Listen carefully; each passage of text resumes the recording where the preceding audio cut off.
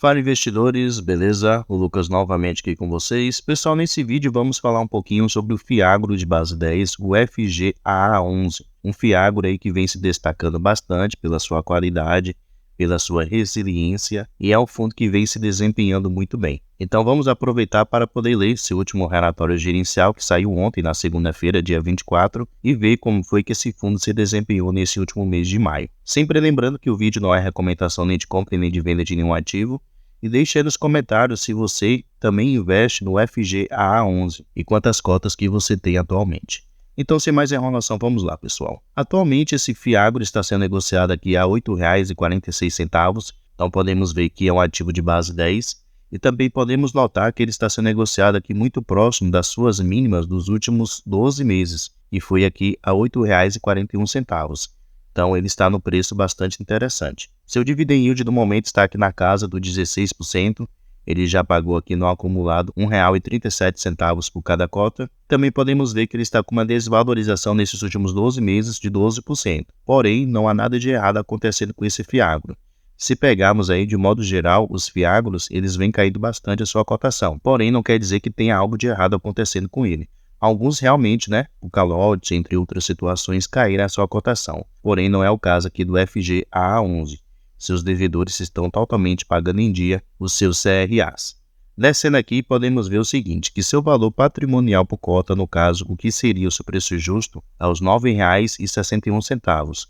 Porém, como vimos aqui em cima, está custando R$ 8,46. Então, seu preço atual de negociação está abaixo do que seria o seu preço justo. E seu P sobre VP está de 0,88.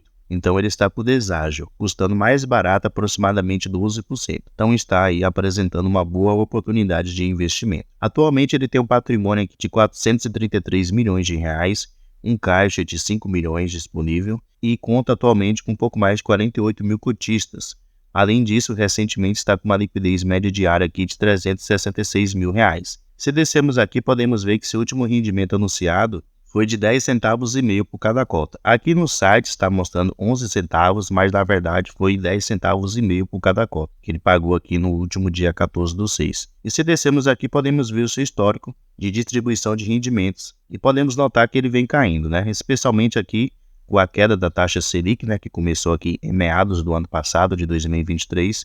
Então isso afetou o fundo, porém, como a expectativa atualmente é que a taxa Selic ela pare de cair até o final do ano, então é muito provável que o fundo ele continue pagando aí esses 10,5 centavos por cada cota aproximadamente. Vamos aqui agora, pessoal, no seu último relatório gerencial, considerar alguns pontos sobre o FGAA11. Lembrando que esse relatório é correspondente aqui ao mês de maio de 2024. Então, primeiramente, podemos ver que sua gestão é feita pela FGA, que é uma empresa aqui que já tem um bom conhecimento no setor do agronegócio aqui no nosso país.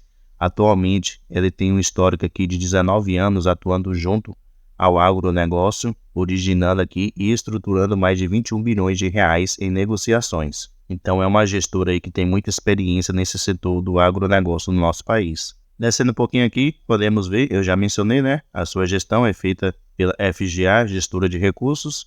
Atualmente, o fundo ele cobra aqui uma taxa de administração de 1,15% ao ano e realiza também uma cobrança de taxa de performance de 10% sobre o que exceder 100% do índice CDI ao ano. De que maneiras o FGAA11 ele pode investir? Então, aqui podemos ver alguns dos seus investimentos que atualmente ele pode fazer. Porém, os seus principais investimentos estão aqui em CRAs, que são certificados e recebíveis do agronegócio, também em CRIs, que são certificados de recebíveis imobiliários, e ele também tem um pequeno investimento aqui em cotas de outros fiagros. Aqui, pessoal, podemos ver o demonstrativo financeiro do FGAA11 correspondente ao mês de maio. Então, podemos ver que durante o mês de maio, o fundo ele recebeu uma receita total aqui de R$ 4.807.000. As suas despesas foram de taxa de administração, R$ 417.000, e outras taxas que somaram o valor de R$ 129.000.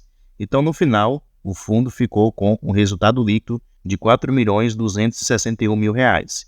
E o fundo distribuiu em rendimentos R$ 4.733.000. Então, durante o mês de maio, o fundo ele gerou uma receita menor do que o valor que ele realmente distribuiu.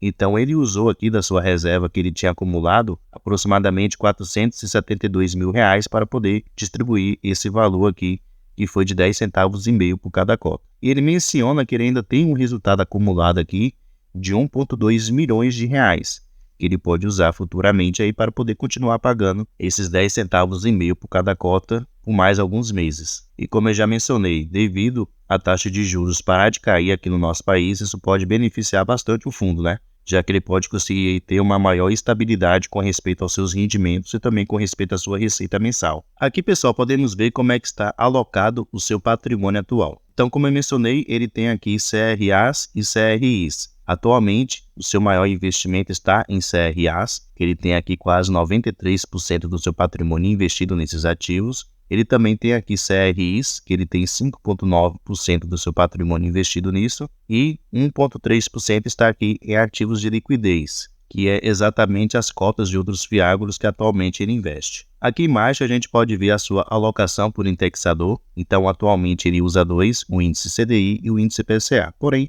a sua maioria, praticamente quase 100% está indexados aqui ao índice CDI. Lembrando que o índice CDI ele segue a taxa Selic, a taxa de juros. Então, como eu já mencionei, devido à taxa Selic ela parar de cair, isso vai beneficiar o fundo. Aqui ao lado a gente pode ver a originação desses CRAs.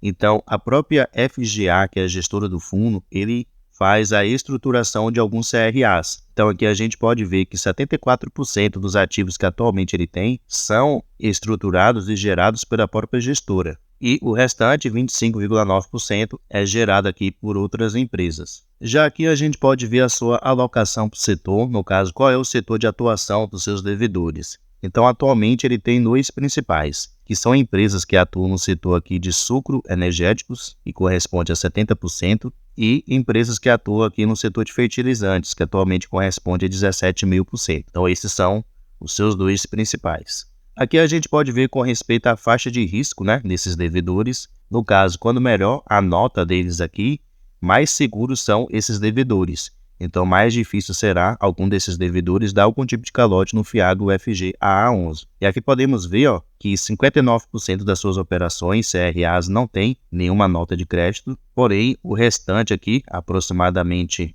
41%, tem notas muito boas, de A até a letra B. Então, são empresas, são devedores aí do VG AA11, que são empresas sólidas, que traz uma maior segurança. Aqui ao lado também a gente pode ver a estratégia atual do fundo. Então ele usa aqui como sua principal estratégia, em 61% dos seus ativos, essa estratégia aqui chamada carrego. Então essa estratégia ele usa aí para poder fazer investimentos para longo prazo. Já essa outra aqui de giro, como o próprio nome diz, corresponde a 35% dos seus investimentos. O objetivo dele é investir, porém fazer ganho de capital.